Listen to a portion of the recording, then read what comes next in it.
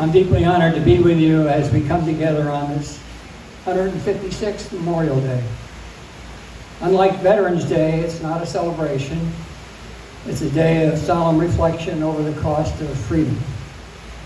Memorial Day traces its roots back to May of 1868, when General John Logan proclaimed the Day of Remembrance for the unprecedented carnage of the 620,000 Union and Confederate soldiers who died in the Civil War. The nation observed its first Memorial Day in 1862.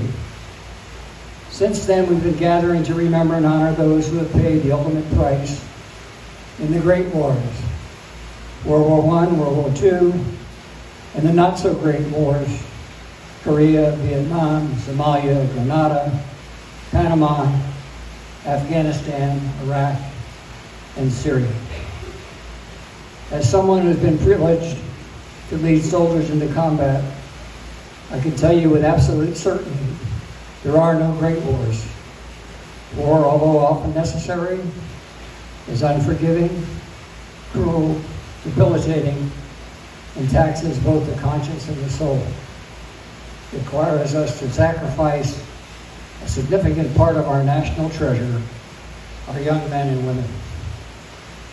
We owe a debt of gratitude to the band of noble heroes, the over 1.2 million men and women who have paid the ultimate price and fallen in defense of our country, the more than 82,000 servicemen and women who remain missing in action, and to those servicemen and women who continue to suffer in body and soul as a result of their service. We must also remember the families who have lost loved ones in defense of our way of life and country. I'd like to take a moment and acknowledge anyone here today who has lost a loved one in the line of duty to this country. You bear a burden that only you can comprehend. I know it doesn't matter how much time has passed. No words of sympathy can console a survivor's grief. And while grief from loss may change over the years, it never leaves us. As Representative Dan Cranshaw, a former Navy SEAL, so aptly stated, for Gold Star families, Memorial Day is the day that never goes away, with no beginning and no end. It's our responsibility as citizens to remember the nation's brave, fallen men and women, whether they died in battle or after a lifetime in uniform. These ordinary people who, by virtue of their service, are extraordinary. Never forget these men, women, and families who all know too much the cost of freedom. Their service to this country is the greatest gift of all. Given the present turmoil in our nation's universities, I believe it's only fitting to end my remarks today by quoting the words of Army veteran and poet Charles M. Provost. They were written many years ago, but they still ring true. It's the soldier, not the minister, who has given us freedom of religion. It's the soldier, not the reporter, who has given us freedom of the press.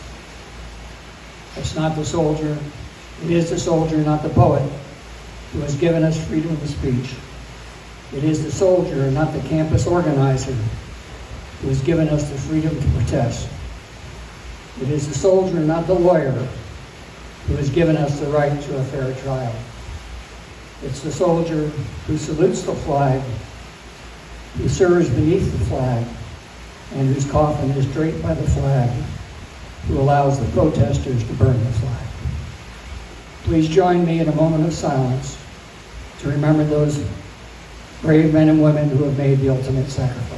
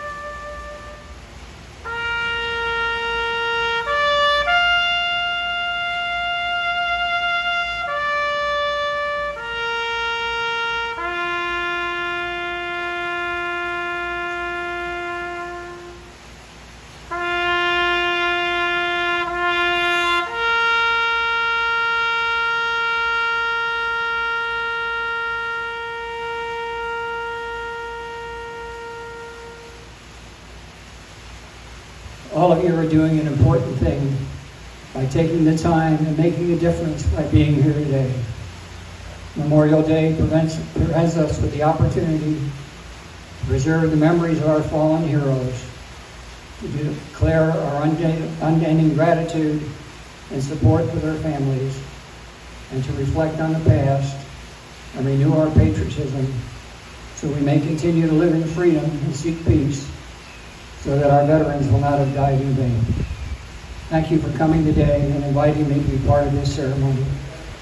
God bless those deployed in harm's way.